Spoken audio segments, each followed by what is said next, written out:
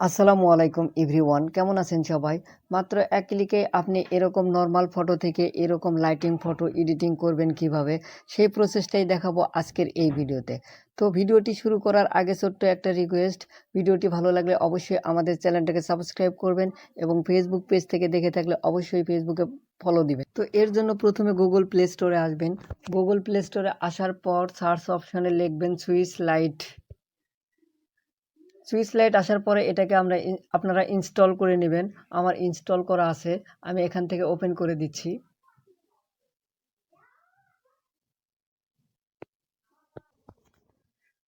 তো ওপেন করার পর এরকম একটি ইন্টারফেস শো হবে। এখান থেকে নিচে দেখতে পাচ্ছেন গেট স্টার্টেড, এখানে গেট স্টার্টের মধ্যে একটা ক্লিক করবেন। ক্লিক করার পর এখানে আপনার গ্যালারি শো করবে। গ্যালারি থেকে একটা নর্মাল ফটো সিলেক্ট করে দিবেন। তো গাইস, আমি এখান থেকে একটা ফটো সিলেক্ট করে দিলাম। এখন অটোমেটিকলি কিন্তু একটা এডিটিং শুরু হয়ে গিয়েছে।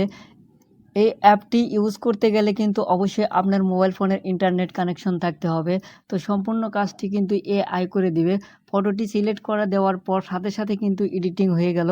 এখানে প্রচুর পরিমাণে টেমপ্লেট রয়েছে। প্রতিটা টেমপ্লেটে জাস্ট একটা ক্লিক করে দিলেই কিন্তু আপনার ফটোটা এডিটিং হয়ে যাবে।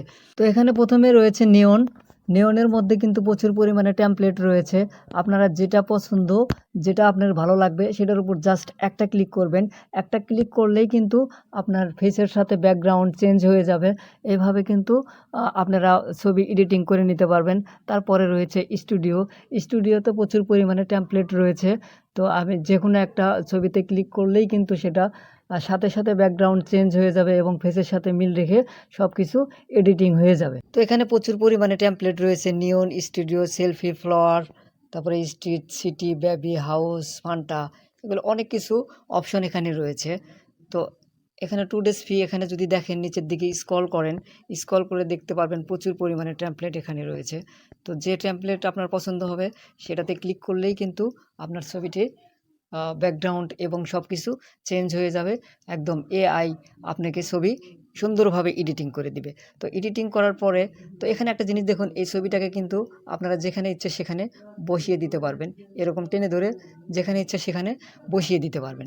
তো সব কিছু করা হয়ে গেলে, আপনার ছবি এডিটিং করা হয়ে গেলে, উপরে দেখতে পাচ্ছেন ডাউনলোড একটা আইকন রয়েছে।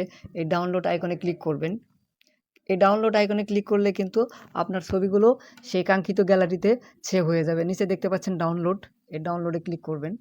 ডাউনলোডে ক্লিক করার পরে দেখতে পাচ্ছেন ইমেজ সেভ সাকসেসফুলি, এটা কিন্তু আমাদের গ্যালারিতে চলে গিয়েছে। তো এই ছিল আজকের এই ভিডিওটি ভালো লাগলে অবশ্যই আমাদের চ্যানেলটাকে সাবস্ক্রাইব করবেন এবং ফেসবুক পেজ থেকে দেখে থাকলে অবশ্যই ফেসবুক পেজে একটা ফলো করে দেবেন। সো ভালো থাকবেন, সুস্থ থাকবেন, ধন্যবাদ সবাইকে।